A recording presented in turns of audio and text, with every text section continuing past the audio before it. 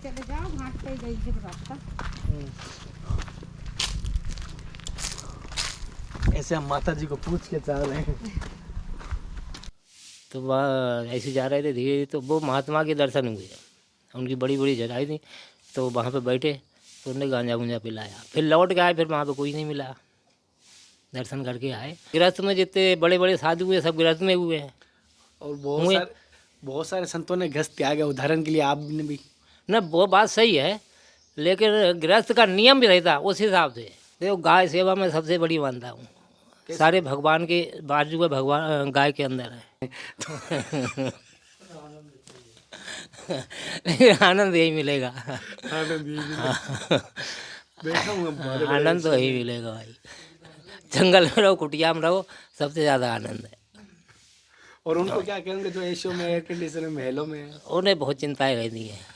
बहुत व्यवस्थाएं बनानी पड़ती हैं, इधर उधर जाने पड़ता है, और यहाँ कहीं जाना नहीं है। साथियों, जैसे कि आपको बता देता हूँ, हमारी गाड़ी हमने उस रोड के ऊपर दूर दिखाई दे रही है आपको, वो धर्मरथ खड़ा, वहाँ खड़ा करके आए हैं, क्योंकि अब जंगल के रास्ते से हम जा रहे हैं। और इतने हमारी गाड़ी है जो कह सकता हूँ इतने गहरे रास्तों में, पत्थरों के रास्तों से नहीं चल पा रही है, क्योंकि यहाँ पर देख रहा हूँ बड़ी गाड़ी हो, बोलेरो या फॉर्चूनर या बड़ी कोई होती है ना, स्कॉर्पियो, ऐसी गाड़ी चल पाई है कि पत्थर वाले एरिया है। और इधर जैसे आप देख पाएंगे पूरे पत्थर वाला एरिया है।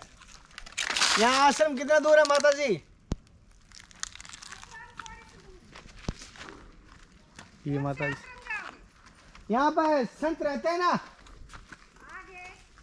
है माता जी? नर्मदे है। यहाँ संत रहते हैं क्या? हाँ रहते हैं, वो मंदिर थोड़ी सी दूर है। हाँ रास्ता पे गई, सीधे चले जाओ, घाट पे गई है रास्ता। ऐसे हम माता जी को पूछ के चल रहे हैं। सीधे चले जाओ, वहीं पहुंचोगे। पत्थर पार कर लेता ना विष्णु, तो गाड़ी आ जाती। साथियों, कुछ दूर तक थोड़े पत्थर थे, अन्यथा हम पूरी ये गाड़ी से आ सकते थे, पैदल आने की आवश्यकता नहीं होती, लेकिन अब हमें पैदल पूरा पार करना है।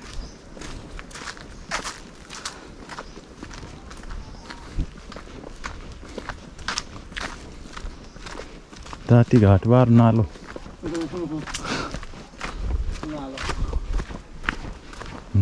नमस्कार दोस्तों, आपका दोस्त, आपका भाई, आपका साथी, मैं कन्हैया शर्मा धर्म की यात्रा में एक बार फिर आपको संतों की सीरीज में मैं हाजिर हूं। और जैसे कि आप सबको पता है, अभी नर्मदा के तट पर मैं संतों के दर्शन करवाने की कोशिश कर रहा हूं। और जैसे आप देख पा रहे हो, यहाँ पर जिस घाट पे, नर्मदा घाट पे मैं हूँ, और यहाँ सामने माँ नर्मदा के दर्शन आपको कर पा रहे हो। दुर्लभ दर्शन हम करवाने की कोशिश करेंगे। और इसी घाट के ऊपर यहाँ पर एक संत रहते हैं, जैसे आप देख पा रहे हो ऊपर। जैसे विष्णु एक बार दिखाने की कोशिश करना।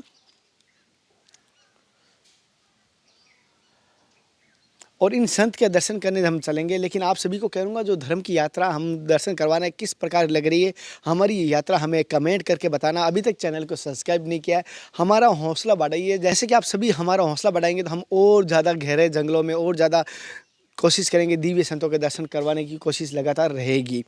और बहुत सारे भाइयों ने कहा कन्हैया भैया 4 दिन आपकी वीडियो नहीं आया, तो मैं बता देता हूँ 4 दिन थोड़ा भी हमारी तबीयत थोड़ी स्वस्थ थी, तो हम आप सभी को ये टेंशन नहीं देना चाहते थे, आप सभी को बताना नहीं चाहते थे। अगली बार मैं ज़रूर आपके साथ जो भी घटना घटेगी आपके साथ शेयर करूंगा, लेकिन मैंने सोचा सुख के साथ सभी को शेयर करना चाहिए, दुख कभी किसी के साथ शेयर नहीं करना चाहिए। और गलती हो गई तो माफ़ करना। अब जिन संत के दर्शन कर रहे हैं वो उसकी आप कुटिया देख पा रहे हैं, अब हम उनके पास चलेंगे। विष्णु आ जाओ, अब चलते हैं संतों के पास।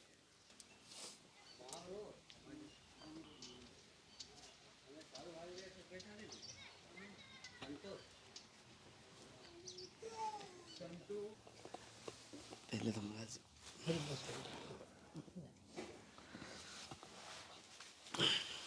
तो पूरा घाटों घाटों का घूम रहे हैं। हाँ, घाटों घाटों का, जहाँ जहाँ घाटों पे संतों का तपोभूमि है, संतों का स्थान है।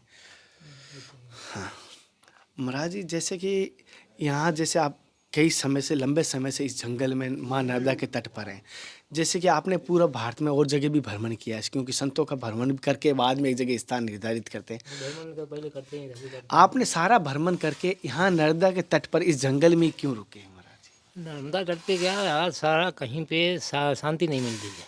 और नर्मदा का तट ऐसा है, हर जगह घूम घाम के यहाँ पे शांति मिलती है। और सभी जितने ऋषि मुनि हैं सबने तपस्या नर्मदा किनारे की है, करी नहीं है। तो इसे ये सभी का देखते हुए तो नर्मदा किनारे सबसे उत्तम रहता है अच्छा। हर जगह से। और आपको महाराज जी यहाँ कितना समय हो गया? यहाँ हो गए 25 साल करीब हो गए। 25 साल से 25 साल इसी जगह, कुटिया में। इसी यहीं पे। अच्छा महाराज जी, जैसे कहते हैं जैसे हमारे तो यहाँ कुछ नहीं था, अच्छा। कुटिया बना के यहीं पे रहे थे, तो ये धीरे धीरे माँ की कृपा से हुआ था। यहाँ कुछ नहीं था पहले। अच्छा महाराज जी, आपके गुरु स्थान अमरकंठ, अमरकंठ। जालेश्वर धाम, अच्छा, परम पूज्य सदगुरु जी का नाम? श्री नरेशपुरी महाराज। अच्छा महाराज जी, आप बच्चापन से सन्यासी है या गृहस्थ का पालन करते हैं? नहीं नहीं, गृहस्थ का पालन नहीं किया है, लेकिन पढ़ाई की है हाई स्कूल तक, 10वीं तक। 10वीं तक? 10वीं तक, उसके बाद वे घर छोड़ा। अच्छा, ब्रह्मचारी। घर पे रहे थे बढ़िया, और पढ़ाई होने के बाद हम गुरुजी से बात हुई, गुरुजी से बात होने के बाद संन्यास ले लिया। तो महाराज जी, जैसे यंग जनरेशन थी और युवा स्थिति ही और पढ़े लिखे थे, तो ऐसे क्या भाव है कि आप संत बन गए? संत क्या भाव बन गए, जब भगवान की कृपा रहती है संतों में। अपने आप कोई नहीं बन पाता है, जब तक ईश्वर की कृपा नहीं होगी ना, कोई ना संत बनेगा, कुछ नहीं बन सकता। जब उसकी ही कृपा होगी तभी प्रेरणा मिलेगी उससे, जब ही संत बनेगा। घर वालों ने मतलब हर जगह, आज मैं कोई मेरा भाई है कोई कहता है तो संत बनने की, तो कहते हैं एक ही बेटा होता है। पहली बात तो एक आँख का क्या बंद करेगा क्या खोलेगा। और पहले आपके भाई बहन और भी हुए? सब है, पूरा परिवार है घर पे। पिताजी भी नहीं रहे, माताजी भी नहीं, भाई हैं, भाभी हैं, सब है। अच्छा, सब है पूरा। तो महाराज जी, जैसे जो लड्डू खाया वही बता सकता है कितना मीठा कैसा है, तो आपके जीवन का अनुभव कैसा रहा? हमारा जीवन का अनुभव बहुत बढ़िया है और अच्छा चल रहा, माँ की कृपा से बहुत बढ़िया चल रहा है जी। कभी आपको माँ के कभी दर्शन हुए कैसे? ऐसा भी नहीं हुआ है, और हुआ भी होगा तो अपने को मालूम नहीं है।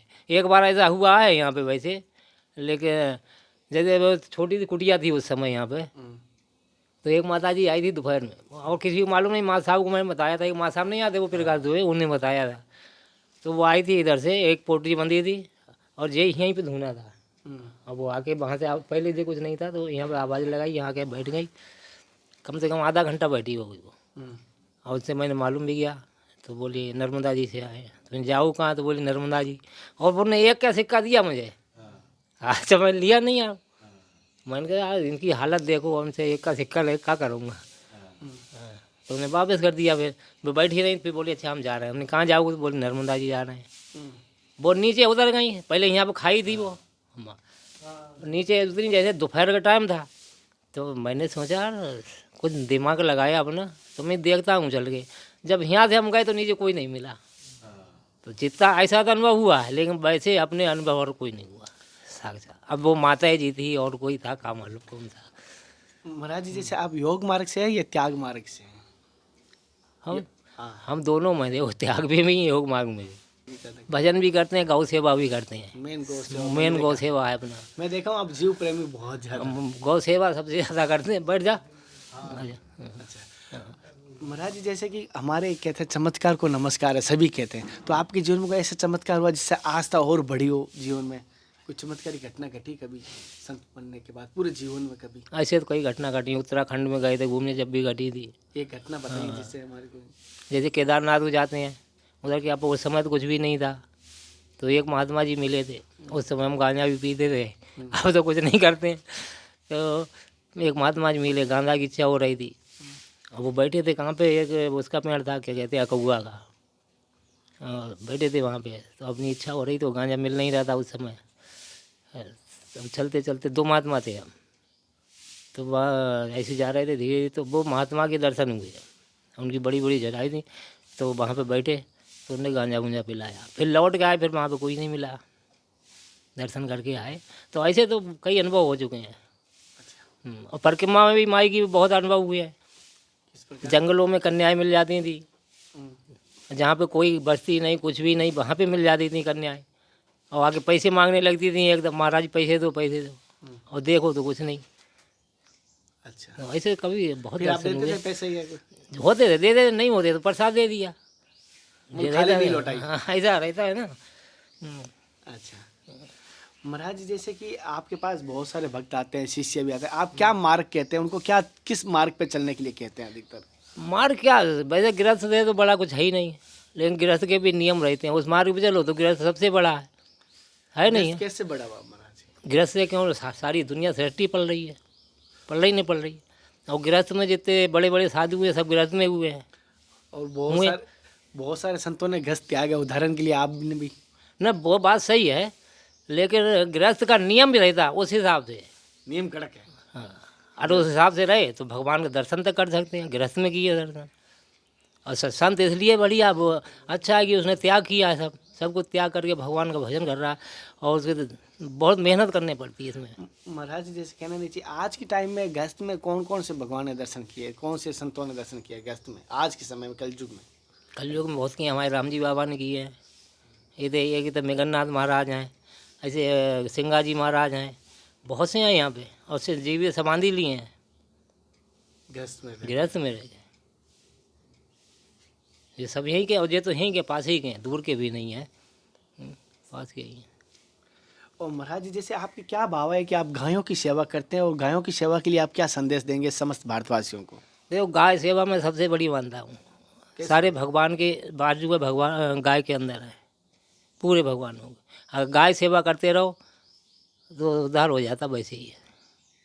गौ सेवा सबसे बड़ी सेवा मानता, गौ सेवा, अतिथि सेवा, संत सेवा, जो भी है बाहर के आते हैं उनकी सेवा करना, तो सबसे बड़ा यही है। और सेवा तो बड़ा कुछ भी है भी नहीं।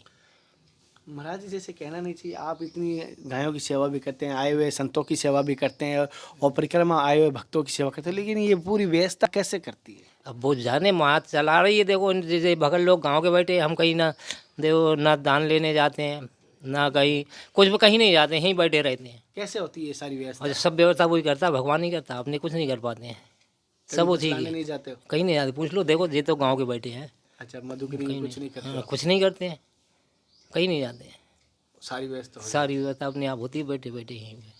और जो कुछ हो रहा सब वही करा रहे। अच्छा, अब वो देखो, अपना क्या मतलब है, बैठे सेवा करते रहो, और जो कुछ अपना ज़रूरत है तो वो तो सब जानती है, इसे क्या ज़रूरत है, तो अपने आप वो भक्तों को भेजते रहती है, अपनी व्यवस्था होती रहती है। महाराज जी, जैसे एक तरफ माफ़ी चाहता हूँ, कहीं गलती हो जाए माफ़ कर देना, एक तरफ देखता हूँ आपकी तरह घन जंगल में कच्ची कुटिया में बैठे हैं, और एक तरफ देखता हूँ शहरों के अंदर बड़े बड़े मठ और एशियों के अंदर बैठे हैं, तो आनंद यही मिलेगा। बैठा हूँ आनंद तो यही मिलेगा भाई, जंगल में रहो, कुटिया में रहो, सबसे ज़्यादा आनंद है। और उनको क्या कहेंगे जो एशियो में एयर कंडीशनर महलों में है? उन्हें बहुत चिंताएं रहती हैं, बहुत व्यवस्थाएं बनानी पड़ती हैं, इधर उधर जाने पड़ता है, और यहाँ कहीं जाना नहीं है। भजन ही भजन होते हैं। भजन करो, गाय सेवा करो, अतिथि सेवा करो, परिक्रमा वाले हैं उनकी सेवा करते रहो, और व्यवस्था बनाने वाले बनाती रहती है। जैसे कि महाराज जी, हमें आशीर्वाद दीजिए कि हमारी धर्म की यात्रा सफल हो, बस। सफल होगी अभी, बस और कुछ नहीं। बिल्कुल सफल होगी।